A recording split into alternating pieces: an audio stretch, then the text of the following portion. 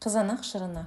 Сәлем достар, бүгін біз оңай әрі тез дайын болатын қызанақ шырынын дайындайтын боламыз. Бисмилля деп бастаймыз. Ең алдымен бізге 4 келі қызанақ қажет. Қызанақтарымызды жуып 4-5 бөлікке бөліп аламыз. Дайын болған қызанақ бөліктерін соковыжималкадан өткіземіз.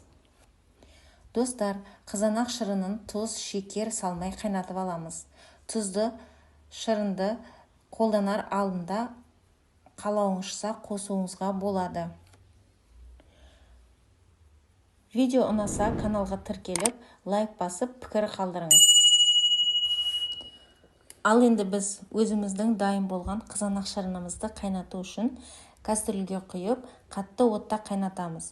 Қайнаған шырынды 20 минут орташа отта қайнатып аламыз. Осы сәтте банкамызды қайнаған суға 15 минут булап аламыз. Қақпақты да бір рет қайнатып алу қажет. Ал енді дайын болған қызанақ шырынын банкамызға құйып аламыз. Мен бір ас қасық бал қостым. Егер бал қоссаңыз, томаттың қышқылын алады. Банканы жауып, жылы жерге қоямыз.